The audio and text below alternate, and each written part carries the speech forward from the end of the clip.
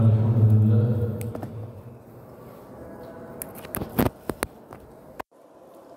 الحمد لله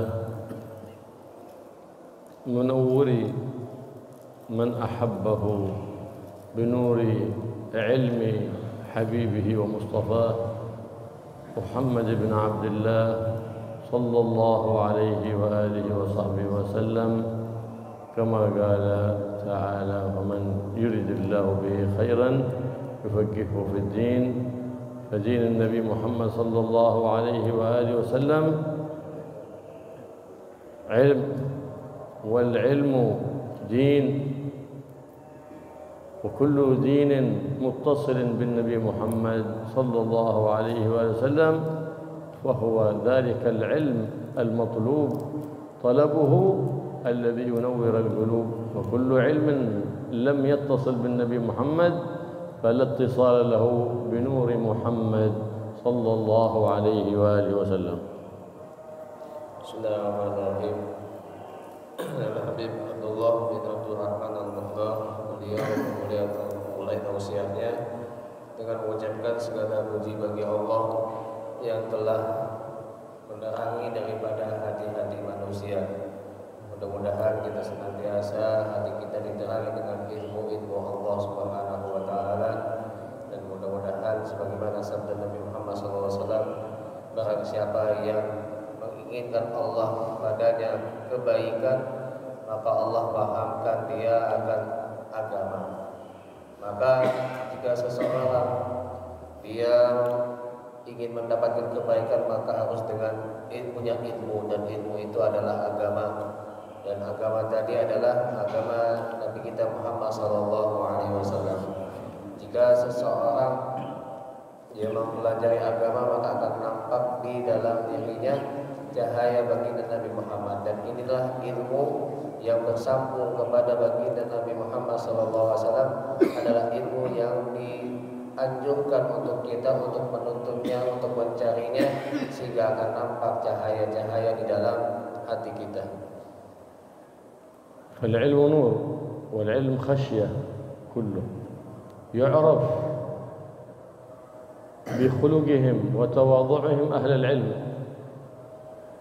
دون أن تعرف من هو هذا، من اسمه، ما نسبه، ما شهادته، تعرف أنه من أهل العلم بالأخلاق بالآداب. كل علم لم يصحبه أدب ولا خلق حسن فلا بركة فيه. Maka ilmu itu adalah cahaya, ilmu itu adalah takut, ilmu itu adalah akhlak dan adab. Maka jika seseorang tidak ada adab dan akhlaknya, tidak ada rasa takutnya kepada Allah, maka ilmu itu tidak akan memancarkan sebuah cahaya dari dalam tubuhnya. Bukanlah mengenal seseorang yang alim, yang punya ilmu itu dengan dia punya nasab yang bagus, punya keturunan yang bagus, punya sebuah syahadah daripada sertifikat ataupun sebuah daripada kalau dia lulus itu dia akan mendapat sertifikat. Bukanlah sebuah ilmu itu dengan itu semua. Tapi ilmu itu yang didapatkan adalah dengan bagaimana dia punya adab dan akhlak yang baik. النبي محمد صلى الله عليه وسلم بينما هو جالس يحدث أصحابه إذ جاء 3 نفر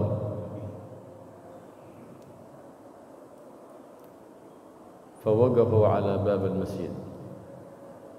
أحدهم نظر إلى المسجد وما فيه من حلقة العلم فدخل في حلقة العلم، والثاني نظر فإذا في المسجد حلقة علم لكنه جلس في أخريات المسجد، والثالث نظر في المسجد فوجد فيه حلقة العلم فخرج من المسجد، وأوهمه الشيطان أن عليه موعد مهم وأن عليه عمل مهم، وإنما هو حسد من الشيطان حتى لا يحضره محضر العلم، كما هو العادة في كثير من الأحيان بعد أن يفرغ الإنسان من صلاته يوهمه الشيطان أن عليه مراجعة، عليه درس، عليه موعد مهم، حتى يفوته التسبيح والتحميد والتكبير. Diceritakan di zaman Rasulullah SAW ketika Nabi duduk bersama sahabatnya di majelis ilmu, ternyata setelah itu ada 3 orang yang datang untuk masuk ke masjid. Maka di antara salah satu dari 3 orang tersebut, dia yang pertama ini masuk ke dalam masjid, melihat ke dalam masjid, ternyata ada halaqah atau sebuah perkumpulan untuk membahas ilmu. Maka dia ikut bersama, duduk di dalam perkumpulan tersebut. Kemudian yang kedua, dia melihat ada perkumpulan ilmu, kemudian dia tidak berkumpul di perkumpulan tersebut, tapi dia tetap masuk ke masjid tapi duduk agak jauh dari perkumpulan tersebut. Kemudian yang ketiga, melihat bahwasanya di masjid ada halaqah perkumpulan ilmu, tapi dia malah keluar, tidak mau masuk ke dalam masjid. Maka orang ini adalah termasuk orang yang kena bisikan atau godaan daripada syaitan, yang dimana syaitan membisikkan dalam dirinya bahwasanya kamu punya janji penting, mungkin kamu punya harus sesuatu yang harus diulang daripada pelajaran dan lain-lainnya. Ini semua dilakukan oleh syaitan karena syaitan tidak ingin manusia itu mendapatkan pahala yang sangat banyak. Sebagaimana yang banyak terjadi di zaman sekarang ini, setelah sholat dibisikkan, diganggu oleh syaitan, setelah salam tanpa membaca tasbih, tahmid dan takbir, di dalam dirinya dikatakan kamu ada tugas, kamu ada ini, kamu ada sesuatu yang penting, akhirnya terlewatkan bagi dia pahala yang sangat besar. فكان ما حصل في مرأة من النبي محمد صلى الله عليه وآله وسلم، فقال النبي محمد صلى الله عليه وسلم: ألا أخبركم بخبر الثلاثة؟ قالوا: بلى يا رسول الله. Setelah itu Rasulullah melihat apa yang telah terjadi, maka Nabi kemudian menyampaikan kepada sahabatnya, apakah aku ingin kabarkan kepada kalian keadaan 3 orang tersebut? Maka sahabat menjawab, iya wahai Rasulullah. فقال: أما الأول فإنه نظر إلى المسجد فأحبه الله ودخل في حلقة العلم، فآوى إلى الله فآواه الله سبحانه وتعالى. آوى إلى الله لأنه الدخول مع أهل الله دخول مع الله. الأدب مع أهل الله أدب مع الله. تعظيم أهل الله تعظيم لله سبحانه وتعالى، فإن تعظيم العلماء من تعظيم الله سبحانه وتعالى.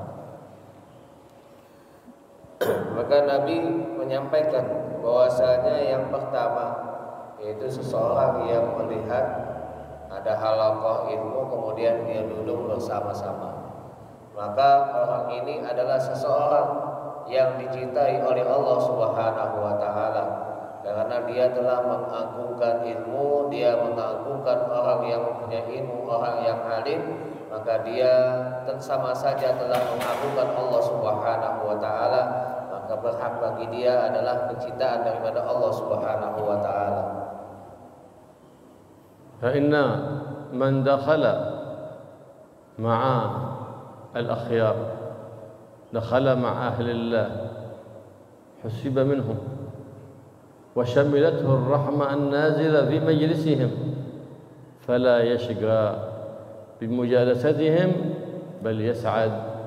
فلهذا يقول النبي محمد صلى الله عليه وسلم: حضور مجلس علم خير من صلاة 1000 ركعة وعيادة 1000 مريض وشهود 1000 جنازة. Maka seseorang yang duduk bersama orang yang soleh, orang yang alim, maka itu adalah sebuah kebaikan yang sangat besar, yang sangat agung, karena dia telah mengagungkan daripada juga ilmu dan Allah Subhanahu wa taala. tentu dengan adab, tentu dengan akhlak yang baik. Dan Nabi SAW menyampaikan besarnya pahala duduk dengan orang yang baik dan berilmu, sebagaimana sabdanya, duduknya kita dengan orang yang alim itu melebihi daripada 1000 rakaat.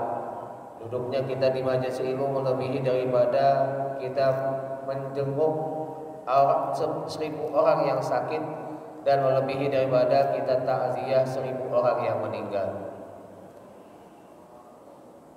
أما الثاني الذي نظر إلى مجلس العلم فجلس بعيدا ولم يدخل في حلقتهم فقال استحيا من الله فاستحيا الله منهم.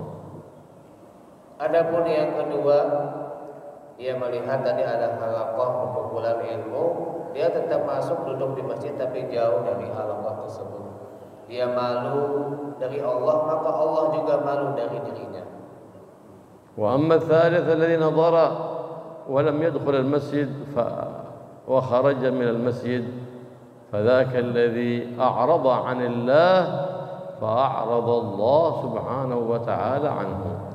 Adapun yang ketiga, yang melihat ada halaqah ilmu kemudian dia keluar dari masjid, maka orang ini adalah orang yang berpaling dari Allah, maka Allah pun berpaling darinya.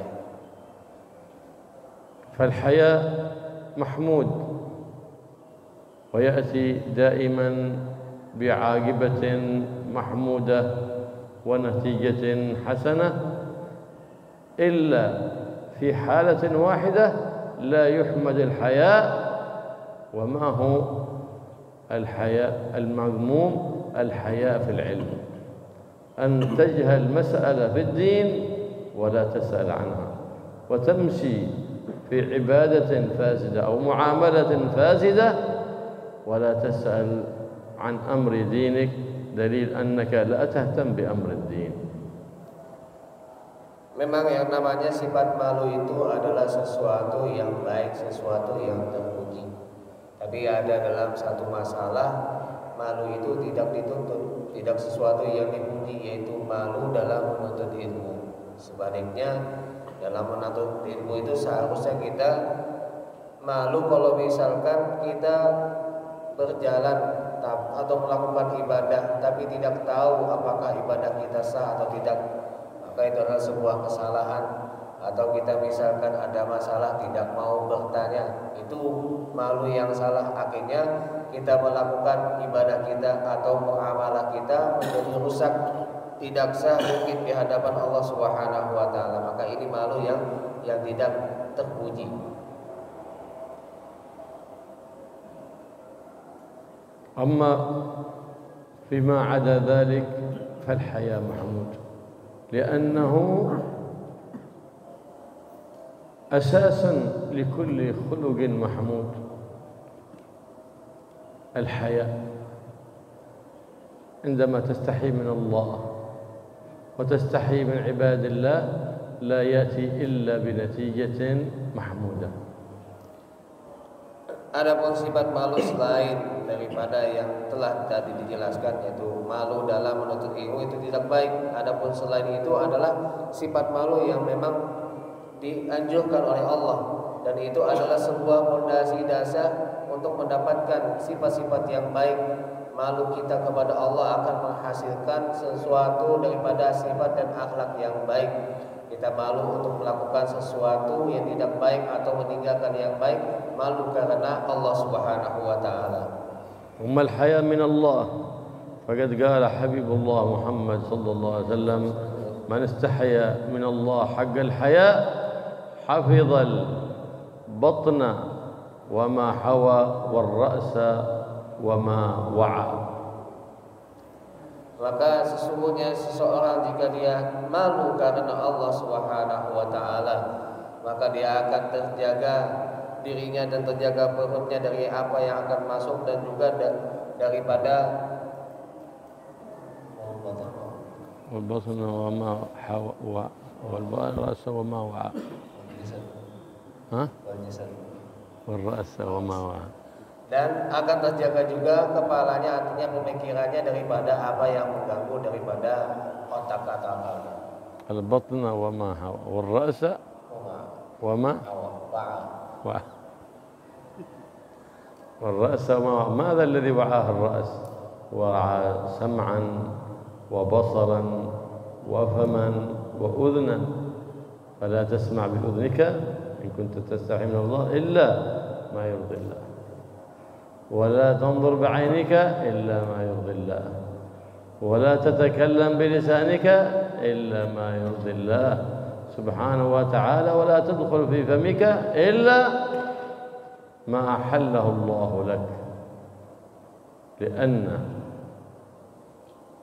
أسباب نور العلم لكي تحل في القلب الطعمة واللقمة الحلال.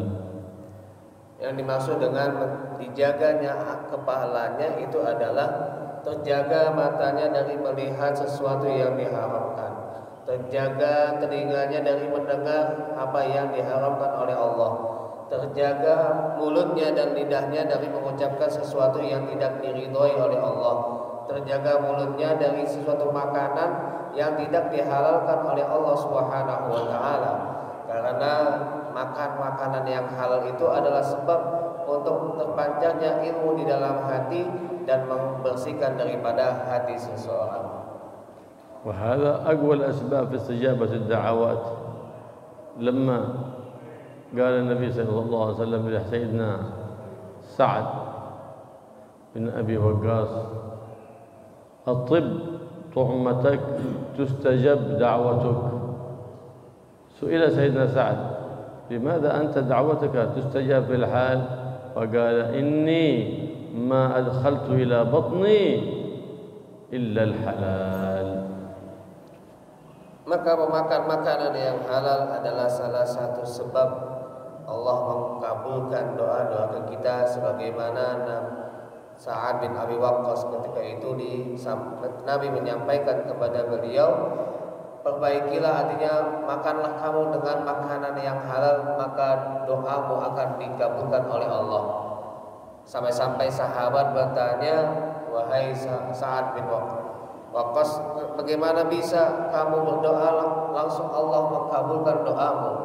Maka beliau menjawab, tidaklah aku memasukkan makanan ke dalam mulutku kecuali makanan yang halal.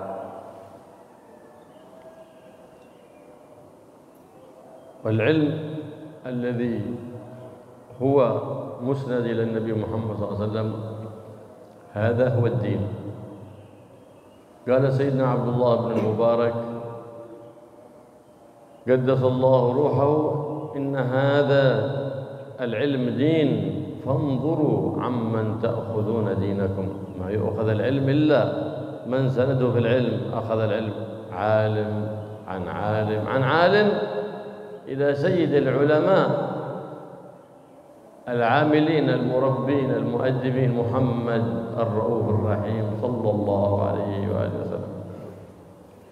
Maka ilmu yang bersambung dengan baginda Nabi Muhammad SAW itulah agama, sebagaimana dikatakan oleh Abdullah bin Mubarak, mudah-mudahan Allah sucikan daripada kubur beliau, sesungguhnya ambillah ilmu, tapi lihatlah dari mana kamu mengambil ilmu tersebut.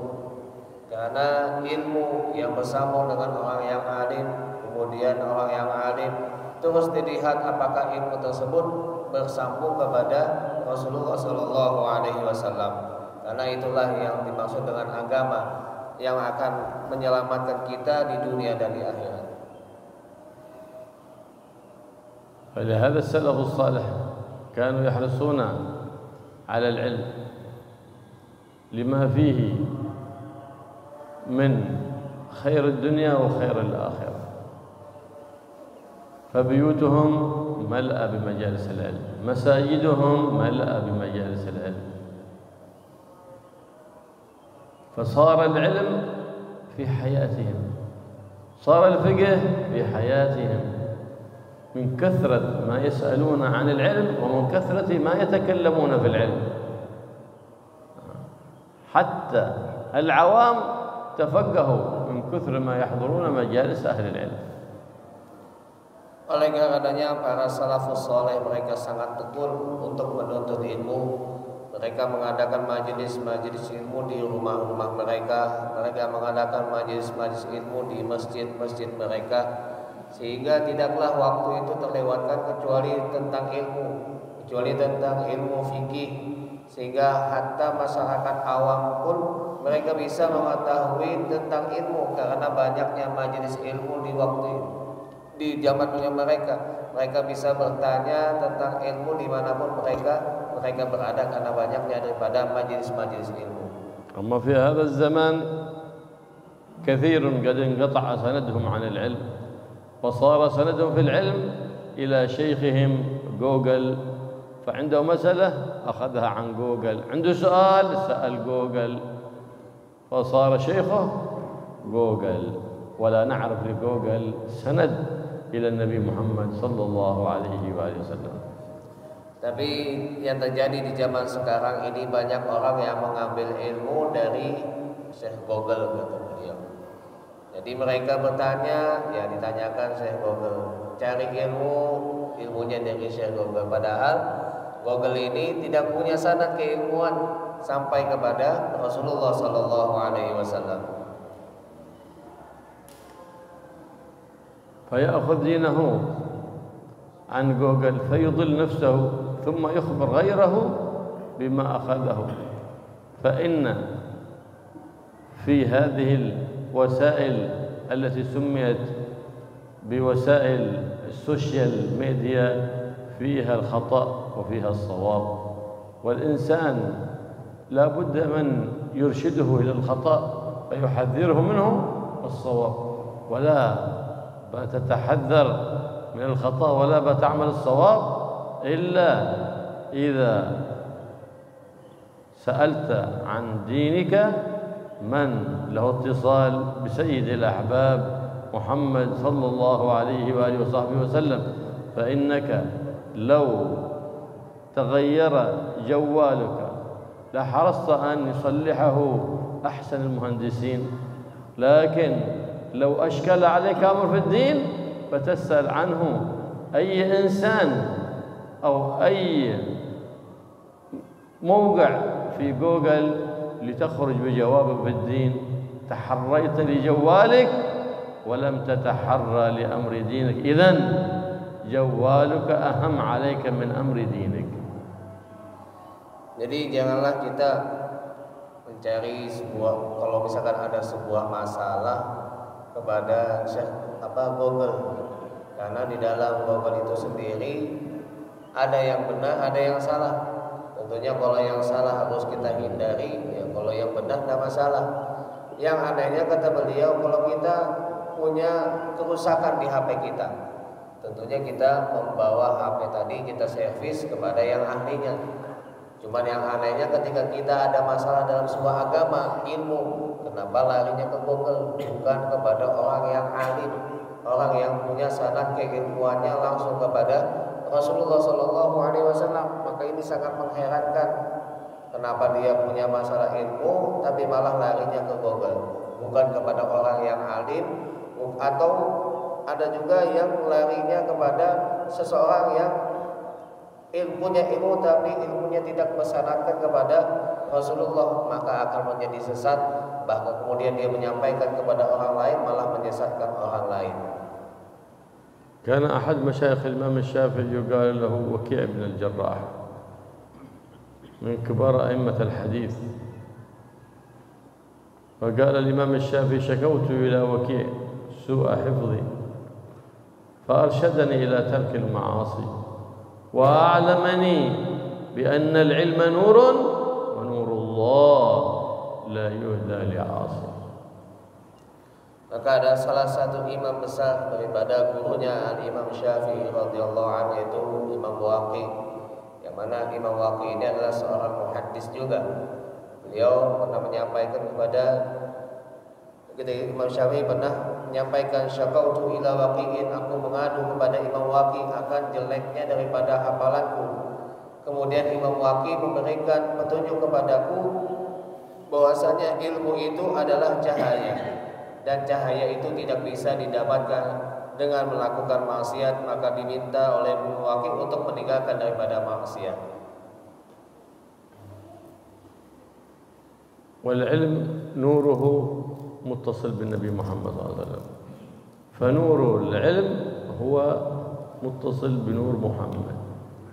Faman alima wa amil adraka nur al-ilm idan ittasala bi nur Muhammad. Maka ilmu yang bersambung dengan Nabi Muhammad adalah cahayanya Nabi Muhammad SAW. Jika kita sudah mempelajari ilmu tersebut kemudian kita mengamalkannya, maka kita telah bersambung dengan cahayanya daripada baginda Nabi Muhammad SAW.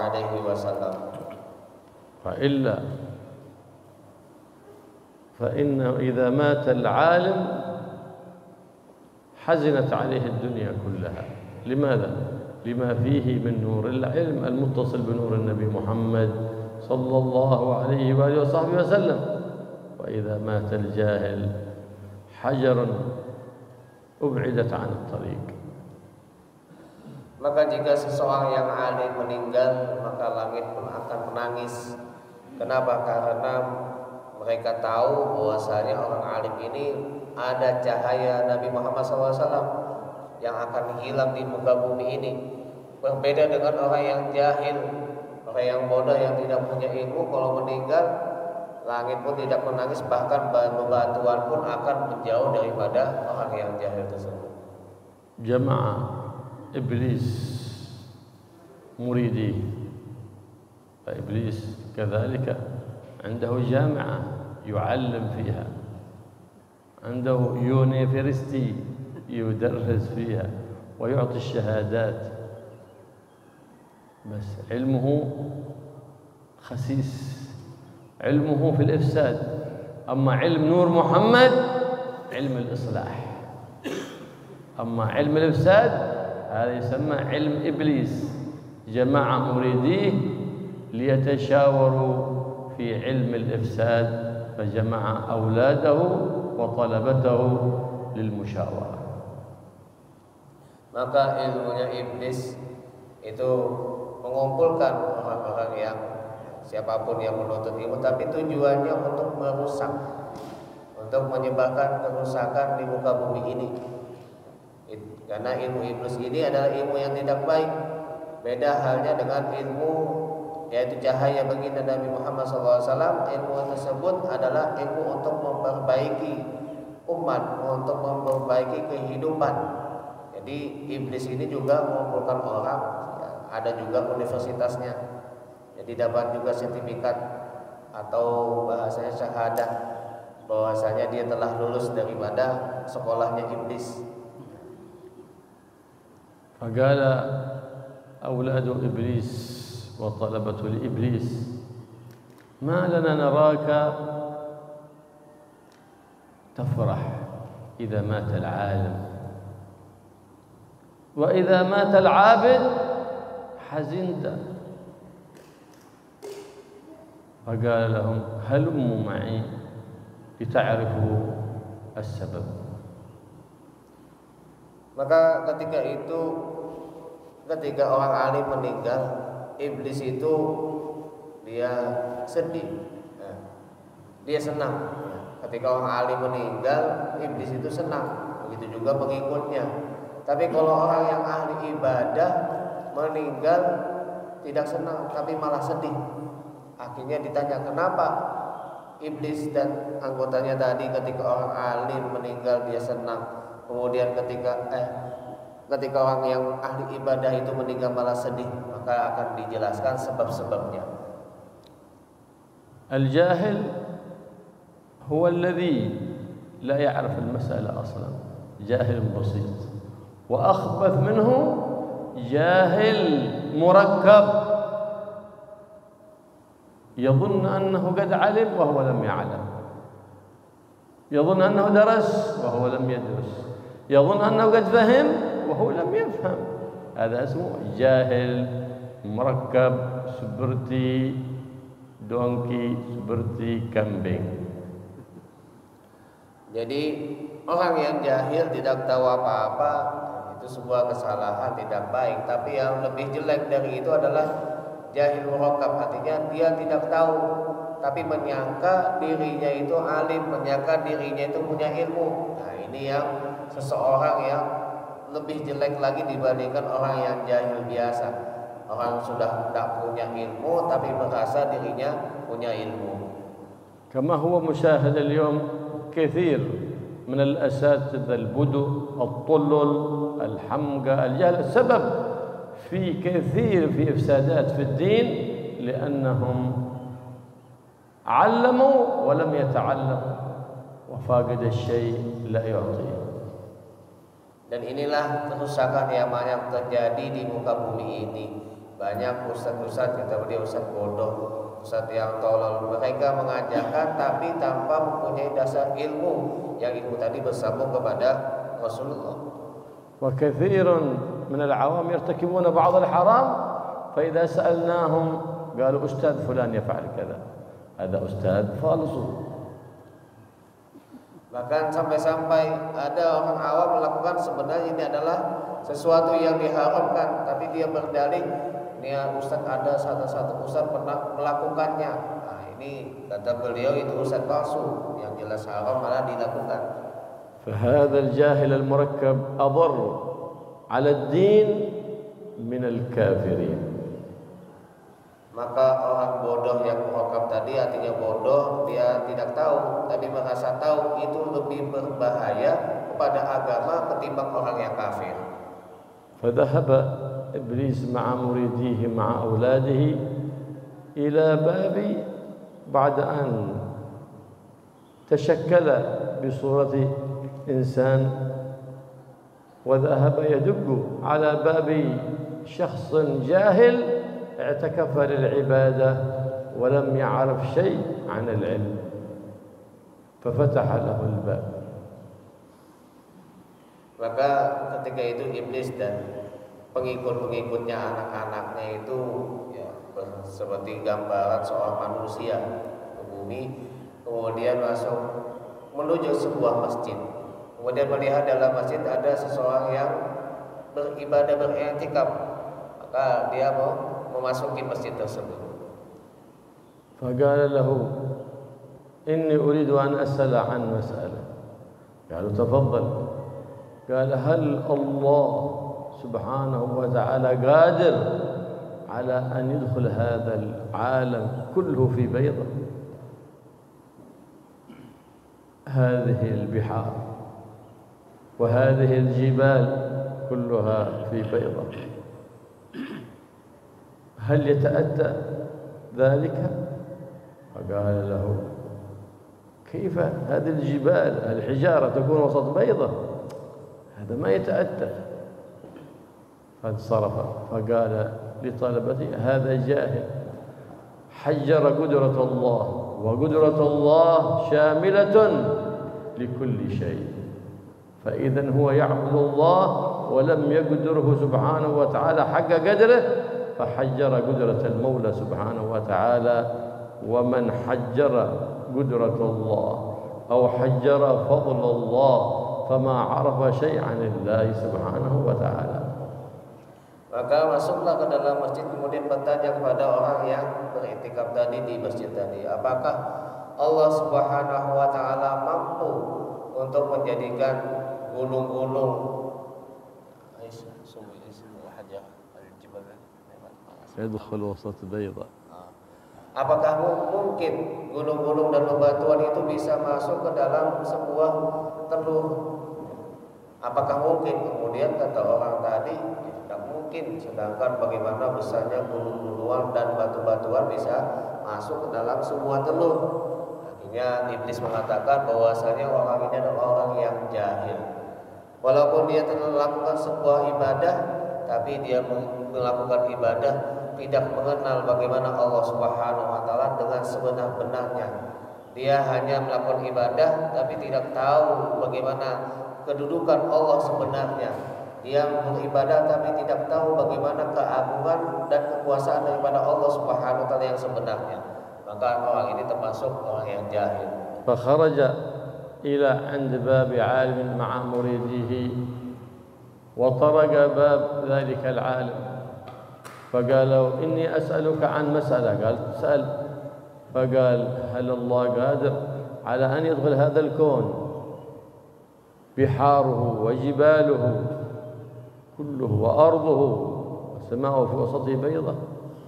فقال العالم عرف أن هذا لا يسأل عنه إلا خسيس، فقال اخسأ يا لعين، أنت ما تريد الفائدة إنما تريد إظهار الفتنة.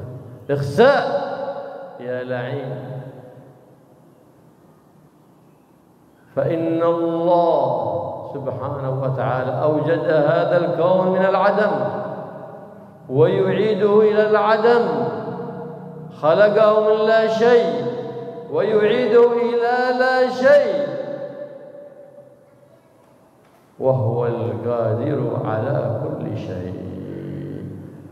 فخنس الشيطان وتحول إلى دخان، فقال لهذا أفرح إذا مات العالم لأنه يضيء للناس طريقهم، وأما الجاهل فإنه يظلم للناس طريقهم فيقطعهم عن الله سبحانه وتعالى.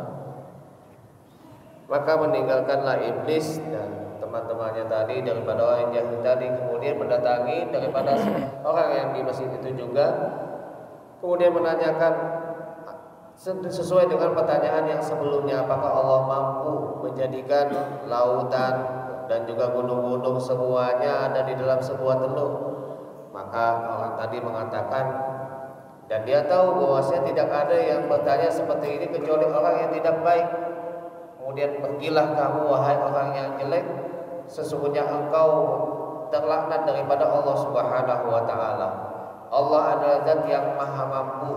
Allah menciptakan semua yang ada di muka bumi ini yang sebelumnya tidak ada, dan juga bisa dan mampu untuk mentiadakan semua yang sudah ada. Allah telah menciptakan sesuatu yang ada di muka bumi ini dari asal yang tidak tidak ada apa-apanya, kemudian juga bisa menghilangkan daripada semua yang ada di muka bumi ini, tidak ada sama sekali. Allah adalah zat yang maha mampu. Maka inilah bagaimana iblis tadi senang karena orang alim itu dengan ilmunya, dengan ibadahnya memberikan petunjuk kepada orang yang lain. Sebaliknya orang yang jahil dengan ibadahnya itu bisa menyesatkan orang yang lain. فإذا جالست أهل العلم فلا تظهر أن عندك علما ليعلموك، فإن أظهرت أنك عندك علما تركوك مع جهلك ولم يعلموك. Kalau kita duduk bersama orang alim, tinggalkanlah ilmu yang kita ada. Ya, seakan-akan kita berhadapan dengan seakan-akan kita adalah orang yang jahil di hadapan orang yang alim. Kalau kita merasa punya ilmu di hadapan orang yang alim, maka orang alim tersebut akan meninggalkan kita dan kita dalam keadaan jahil akhirnya. وهكذا نور العلم يدرك بأدب النبي محمد صلى الله عليه وسلم، فقد علم العالم أدبه وعلم المتعلم أدب المتعلم، فقال صلى الله عليه وسلم لينوا لمن تعلمون وتواضعوا لمن تعلمون منهم. Begitulah bagaimana Rasulullah SAW mengajarkan kepada kita bagaimana kita ketika belajar dan bagaimana ketika menuntut ilmu dan bagaimana kita mengajar. Seharusnya kita ketika kita belajar untuk mengagungkan dan menjaga adab kita. والله يوفقنا وإياكم لطلب العلم النافع ويجعل نور العلم مستقره في قلوبنا وفي قلوب أولادنا وأحفادنا وطلبتنا، ويجعل مستقر العلوم النافعة في مساجدنا في بيوتنا في معاهدنا وفي مصلياتنا، ولتبقى معالم الإسلام والإيمان بأهلها معمورة معنى وصورة يا رب العالمين. Kemudian beliau berdoa mudah-mudahan ilmu yang adalah bentuk cahaya dari baginda Nabi itu bisa menetap di dalam hati-hati kita. Begitu juga ilmu yang betul-betul tadi bersama dengan Nabi juga menetap di masjid-masjid kita, di rumah-rumah kita, kemudian juga di anak-anak kita dan semua keturunan kita, sehingga kita terselamatkan di dunia dan akhirat. Sekarang beliau memberikan kesempatan kepada hadirin dan hadirat untuk bertanya. permasalahan apapun bebas, masalah fikih, masalah tasawuf, masalah atau apapun bebas. Assalamualaikum warahmatullahi wabarakatuh. Waalaikumsalam warahmatullahi wabarakatuh. Terus. Dikatakan ulama bahwa kalau kita beribadah sebaiknya kita harus cerdas. Nah, ketika seseorang memahami bahwa beribadah dengan cerdas, ada yang bahwa kalau kita baca surah Yasin itu sama dengan menamatkan Al-Quran, sehingga dia sehari-harinya mengamalkan yang surah Yasin ini, tidak lagi membaca mulai dari Al-Baqarah sampai An-Nas begitu, karena sudah mendapatkan keutamaan tadi baca surah Yasin sama dengan mengamalkan Al-Quran. Itu yang pertama. Dan yang kedua, bagaimana dengan sholat sunnah kita ini yang sering mengerjakan itu di akhir waktu, misalnya sholat tahajud, misalnya jam sholat subuh itu jam 5 kurang berapa, kurang 4 ya. terus هات السؤال على طول. السؤال على طول. خلاص بسرعة. Soalnya menunda tadi ya. Soalnya apa? Sholat tahajudnya itu di akhir waktu, dan juga seperti sholat duha di akhir waktu, misalnya zuhur sholat jam 12, dia mengerjakannya setengah 12. Itu aja. Assalamualaikum warahmatullahi wabarakatuh. Soal awal, al-ibadah labudda min az-zakah. ذكاء. نعم. حتى يظن أن قراءة ياسين في فضيلة. في فضيلة من قرأ ياسين كذا كذا. بعدين هو يقرأ ياسين فقط ما يقرأ الباقي من القرآن. لا يشترط لعبادة ذكاء، بل ولا يشترط لطلب العلم ذكاء، فإن مع المداومة يحصل الانتفاع. ومقصودك بالذكاء ايش؟ أن الغبي ما يعبد الله؟ لا، بل رب عالم قام يصلي يقول الله أكبر أنا عبدك العالم فلان أصلي بين يديك، ما يقبلها الله. أنا عبدك الدكتور المهندس فلان يصلي بين يديك، الله أكبر، ما يقبله الله. إنما يقبل من جاءه وهو يعتقد نفسه أنه غبي ذليل حقير ليس له من الأمر شيء، هذا الذي يقبله الله سبحانه وتعالى. Jadi tadi masalah utama, apakah ibadah tadi harus cerdas orang yang ibadah? Kata beliau, bukan. Siapapun bisa beribadah, orang menuntut ilmu pun siapapun bisa, bahkan tidak disyaratkan harus cerdas. Karena nanti kalau menuntut ilmu dia terus untuk menuntut ilmu, dia akan mendapatkan kedudukan yang tinggi di hadapan Allah Subhanahu wa taala.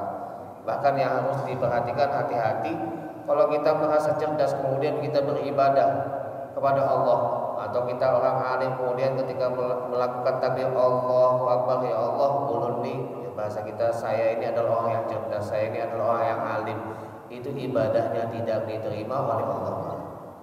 Kalau dia merasa ketika takbir ya Allah, Allahu Akbar, aku ini adalah orang yang kaya, aku punya gelar ini dan macam-macam, itu kan orang yang cerdas, orang yang pintar, itu tidak diterima oleh Allah. Tapi yang diterima oleh Allah adalah ibadah orang yang merasa dirinya lemah, merasa dirinya tidak punya apa-apa. والمؤمن ينبغي له أن يتلو القرآن، لكن ياسين بأن فضيلتها زائدة لأنها قلب القرآن، كما قال سيد الأنام محمد صلى الله عليه وسلم، فإنها كما قال صلى الله عليه وسلم لما قرأت لا فلهذا تقرأ ياسين لما فيها من السر أكثر من سورة الفيل، ففيها السر أكثر، لهذا قال لما قرأت له، فجعلت خصوصية في سورة ياسين، إن قرأتها مرة وإن قرأتها مكررة فذاك سر زايد، لكن ليس المعنى أنه يقرأ ياسين ولا يقرأ شيء من القرآن؟ لا، لكن يكثر من قراءة ياسين أكثر من بقية القرآن، لأن ياسين قلب القرآن، وإذا قرأتها بنية قضاء الحاجة قضيت بإذن الله سبحانه وتعالى. Adapun membaca surah Yasin terus menerus tapi tidak membaca yang lain, kata beliau, ya bukan seharusnya seperti itu. Seharusnya tetap membaca daripada surah yang lain daripada Al-Quran. Artinya Al-Quran itu dari awal dibaca. Adapun Nabi mengatakan bahwasanya surah Yasin itu adalah qalbu, hatinya daripada Al-Quran, karena Allah akan memberikan apa yang dikehendaki setiap orang yang membaca Yasin. Jadi apa yang dia niatkan dalam membaca Yasin Allah akan kabulkan. Itu di luar daripada kita diminta untuk selalu membaca Al-Quran. Ya, bukan berarti hanya Yasinnya saja, artinya Quran yang baca surah yang lain tidak dibaca. Ya, itu yang dimaksud daripada kita fadilah daripada surah Yasin. Akhir salat tahajud ila waktu qabla masalah asyhadu qabla subuh, salat duha. نعم. التهجد نعم، أن تجعل آخر صلاتك وترا هذا الأفضل إن تيقنت القيام، وإلا فعجل بالوتر بعد العشاء إن لم تتيقن القيام. تأخير ذلك إلى قبل الفجر هو الأفضل في التهجد. أما في الضحى لا، الأفضل أن تصلي في ربع النهار، وتأخيره إلى قبل الظهر بنصف ساعة جائز، لكن فات وقت الفضيلة. Adapun tahajud ya, sebagusnya diakhiri dengan sholat witir. Kalau kita ada keinginan bisa punya keyakinan yang kuat akan bangun di sebelum fajar, maka bagusnya sholat witir itu malah sebelum fajar, di akhir waktu sahur. Itu afdalnya. Beda hanya dengan sholat duha. Inta yaqana. Afdal inta yaqana. Kalau dia yakin tadi bisa bangun sebelum fajar, tapi kalau dia tidak yakin akan bangun sebelum fajar, maka afdalnya sholat witir tersebut dilakukan setelah sholat isya. Ya, setelah sholat isya itu lebih afdal. Adapun sholat duha boleh saja dia lakukan sebelum zuhur tadi, mendekati zuhur, tapi afdalnya dilakukan sholat duha itu adalah seperempat daripada waktu pagi, waktu siang.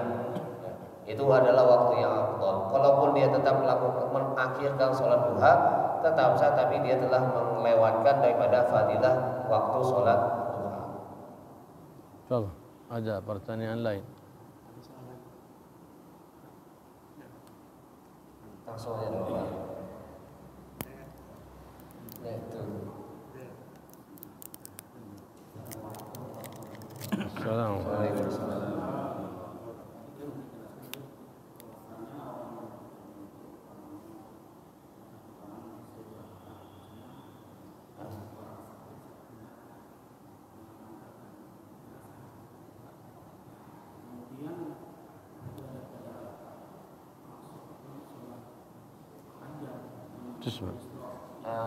Kurang jelas sampai kurang jelas suaranya.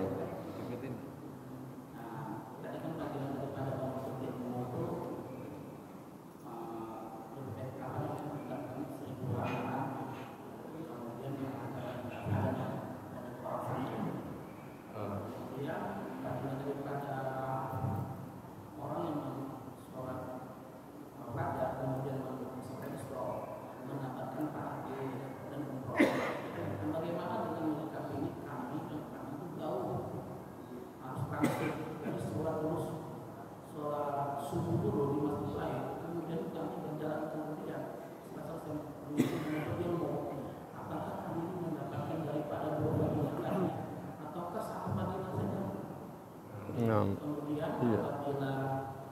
هل تفوت على الفضيلة إذا خرج من مسجد إلى مسجد؟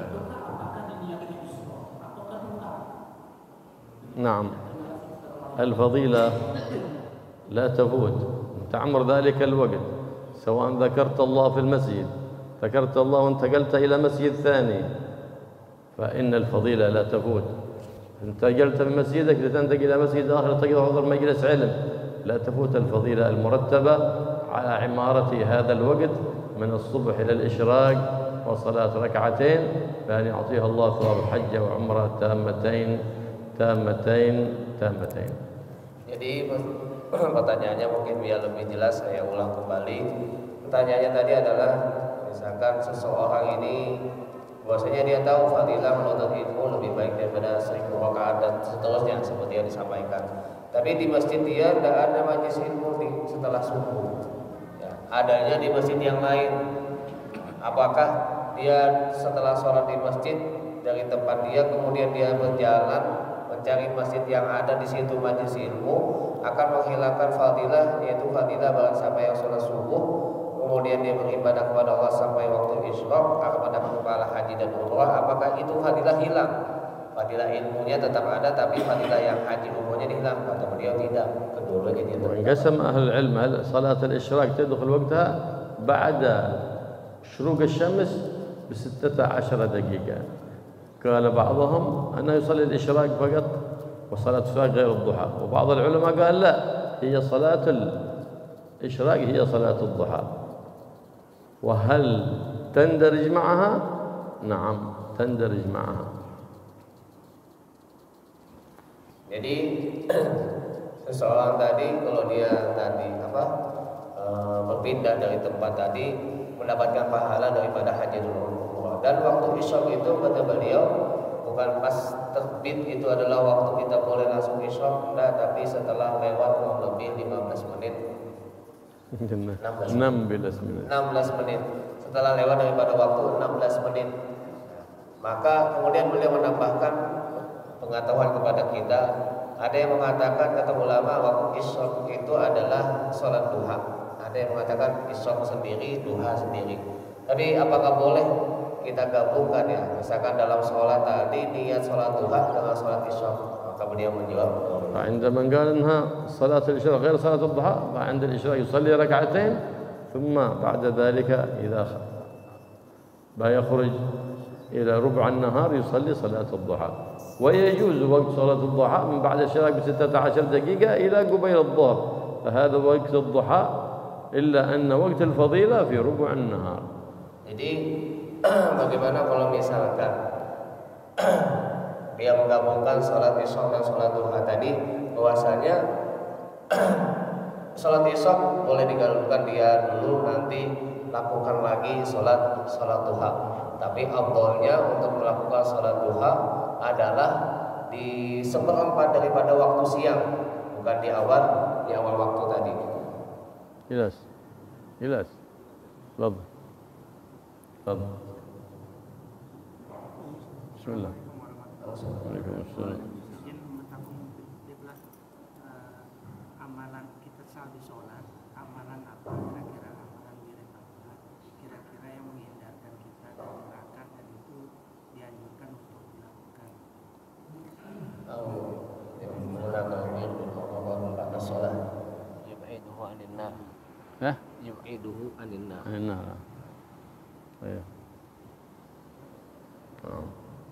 نعم.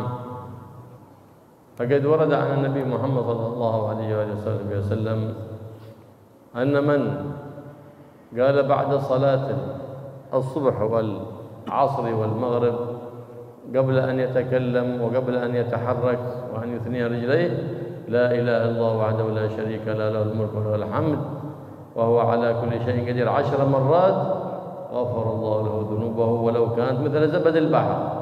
ومن قال بعد صلاة الفجر وصلاة المغرب قبل أن يتكلم وأن يثني رجليه اللهم أجرنا من النار 7 مرات كان حق على الله أن يجيره من النار كما ورد عن الحبيب المختار محمد صلى الله عليه وآله وسلم. Jadi yang pertama siapa yang membaca la ilaha illallah wa la syarika lahu. Soalnya tadi dari Bapak tadi, amalan apa yang bisa menjauhkan dia daripada siksa api neraka yang bisa dibaca setelah sholat, yang bisa menjadi wiridan dibaca setelah sholat? Maka beliau tadi menyampaikan wiridannya adalah yang seperti kita lakukan sebenarnya setiap sholat, yaitu membaca la ilaha illallah wahdahu la syarika lahu lahul mulku wa lahul hamdu wa yumiitu wa ala kulli syai'in qadir. Itu dibaca setelah subuh, maghrib dan isya, subuh maghrib. Begitu juga Allahumma ajirni minan nar, Allahumma ajirni minan nar. Kalau la ilaha illallah tadi sebanyak 10 kali. لا ما قلنا 10 مرات. فين معزك ما معنا أنت. سبعا. بعد ايش؟ بعد الاشراق ولا بعد ايش؟ بعد الصبح والاشراق ولا الصبح والظهر؟ ولا العصر الصبح والمغرب.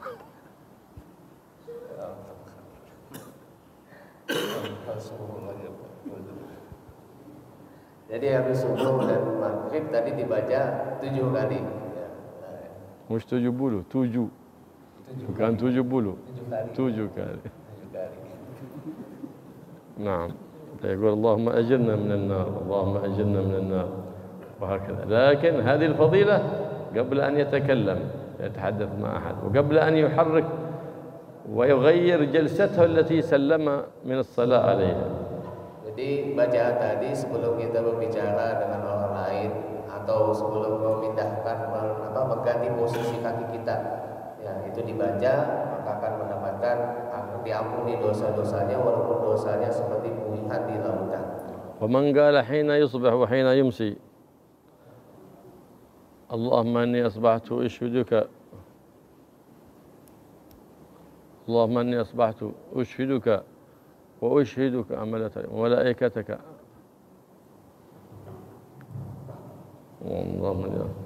ومن قال حين يصبح وحين يمسي 4 مرات اللهم إني أصبحت أشهدك وأشهد وملائكتك أنك أنت الله لا إله إلا أنت وحدك لا شريك لك وأن سيدنا محمد عبدك ورسولك. قال مرة أعتق الله ربوعه من النار. قالها مرتين أعتق الله نصفه من النار. قالها 3 أعتق الله 3/4 من النار. قالها 4 أعتقه الله من النار. Jadi barang siapa yang membaca di waktu pagi dan di waktu sore itu Allahumma inni ushiduka wa ushidu حملة amal عرشك asyik أنك أنت الله لا إله إلا أنت وحدك لا شريك لك وأن سيدنا محمدا عبدك ورسولك. Itu sama seperti memerdekakan 1/4 daripada dirinya. Kalau dia baca 2 kali sama seperti memerdekakan dirinya 2/4 atau setengahnya. Kalau dia baca 3 kali maka dia sama seperti memerdekakan 3/4 daripada dirinya. Kalau dia baca 4 kali maka dia telah membebaskan dirinya daripada siksa api neraka. ومن جاء بالتهليل 70,000 مرة والصلاة على النبي محمد صلى الله عليه وسلم 1000 مرة أعتقه الله من النار. Dan juga barang siapa yang membaca tahlil la ilaha illallah 70.000 kali kemudian bersalawat 1000 kali maka orang tersebut akan dibebaskan daripada siksa neraka. Jelas? Ada pertanyaan yang lain? Langsung. Bismillahirrahmanirrahim. Assalamualaikum warahmatullahi Waalaikumsalam. wabarakatuh. Pertanyaan saya Pak Ustaz mengenai istilah mencuri dalam sholat. Mencuri dalam sholat. Misalnya begini Pak Ustaz, waktu mepet misalnya sisa 2 menit sebelum iqamah katakanlah itu, terus dia mau masih melaksanakan sholat sunnah atau misalnya sholat qabliyah atau sholat sunnah ayatul masjid. Nah, apakah ini masuk kategori yang disebut mencuri dalam sholat? Misalnya tidak sempurna bacanya, kalau misalnya begini, setelah baca Al-Fatihah dia tidak baca surah karena waktu mepet tadi, ataukah di dalam bukunya itu biasanya kan 3 kali, cuma dia baca sekali begitu. Misalnya kalau dia dulu dia tersujud, Pak Dibeli waktu ini tidak sempurna, hanya saja Pak Dibeli waktu. Apakah yang disebut dengan mencuri dalam sholat? Assalamualaikum warahmatullahi wabarakatuh. في اصطلاحات الناس السرقة في الصلاة بمعنى أنه ما Masalan waktu iqamah bagi ketidakan. Ada musalli rakatain qabli atau tahiyatul masjid. Nah, waktu iqamah bagi ketidakan. Lakin di salatihi yaqra'u al-Fatihah faqat wa la yaqra'u surah. Ada di ruku'i yusabbih marrah wahidah. Wa fi sujudi kadzalika marrah wahidah. Yusama as-sariqu fi shalah. نعم. النبي صلى الله عليه وسلم يقول إن الشيطان يختلس من صلاة العبد. وكيف اختلاس الشيطان يسرق من صلاة العبد؟ بأن يذهب عنه الحضور والخشوع ويذكره بأشياء في الصلاة، فجسمه في الصلاة لكن عقله وقلبه خارج الصلاة، يرتب البرنامج الذي سيعمله في اليوم أو في الغد. هذا يخرج من الصلاة بلا صلاة. سرق الشيطان منه الصلاة لأن قلبه لم يحضر. Jadi sesungguhnya setan itu yang mengganggu, mencuri sholat kita. Artinya di sini setan mencuri sholat kita adalah seseorang sholat, zahirnya sholat tapi hatinya tidak. Hatinya memikirkan apa yang akan dilakukan, menyusun agenda apa yang akan dilakukan setelah sholat. Nah, ini yang termasuk yang dikatakan sholat kita dicuri setan, karena telah menghilangkan kekhusyuan dan kehadiran hati kita di dalam sholat. وليس من سرقة الصلاة ما يدعيه البعض أنه يصلي فلما أقيمت الصلاة اقتصر على الفاتحة والواجب بل هذا سنة. إذا أقيمت الصلاة وأنت في السنة سنة لك أن تقتصر على الواجب ولا تأتي بالسنن، وليس هو من سرقة الصلاة.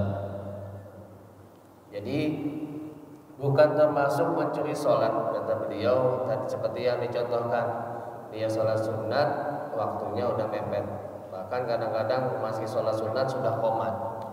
Ya, akhirnya dia membatasi bacaannya hanya yang wajib saja, seperti tadi hanya Fatihah, surah tidak. Kemudian rukunya 1 kali tasbih, kemudian sujudnya mungkin 1 kali tasbih juga. Itu malah disunnahkan supaya bisa mendapatkan fadilah dengan imam takbiratul ihram bersama imam. فليس هذا من سرقة الصلاة، إنما سرقة الصلاة هو عدم الحضور والخشوع في الصلاة. Jadi yang termasuk mencuri di dalam sholat itu adalah kita tidak khusyuk dan tidak hadirnya hati kita di dalam sholat. وكم من مصلي يقرأ سورة البقرة لكنه يسافر إلى العمرة ويرجع من العمرة وهو في الصلاة. Bahkan ada yang sholat dia baca surah Al-Baqarah, ketika baca surat tapi dalam pikirannya itu telah melaksanakan haji dan umrah kemudian balik lagi. وقد قال صلى الله عليه وسلم إذا أقيمت الصلاة فلا صلاة إلا المكتوبة فلا تحرم بالصلاة والصلاة تقام. وقد قال صلى الله عليه وسلم إذا أقيمت الصلاة فلا صلاة إلا المكتوبة. Jadi Nabi SAW bersabda, tidak ada sholat ketika sudah dikumandangkan iqamah. Yang hanya diperbolehkan itu hanya sholat fardu saja. Maka tidak dianjurkan untuk sholat sunnah kalau sudah dikumandangkan. Halo, cukup? Ada pertanyaan atau cukup? Cukup.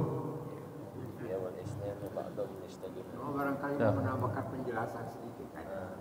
Ya. Saya pernah baca di YouTube ya, dengar bahwa yang wajib itu sebetulnya dalam sholat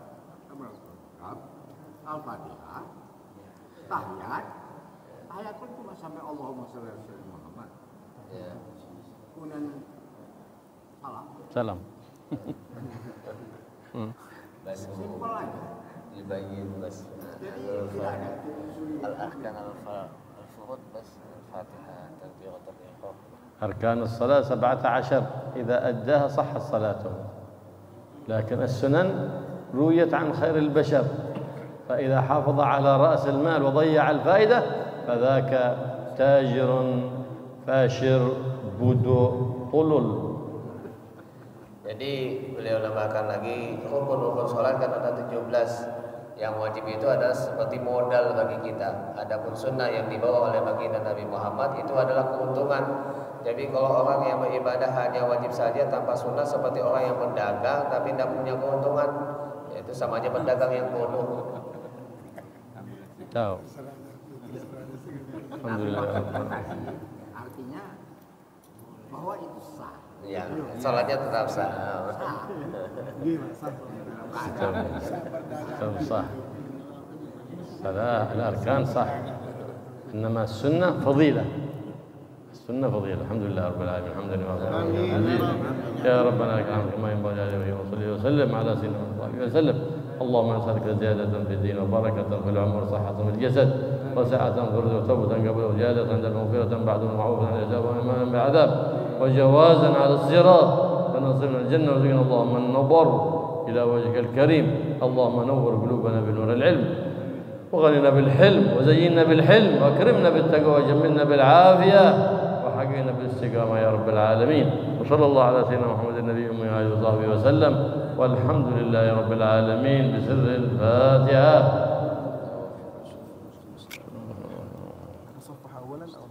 لا نصلي إشراق.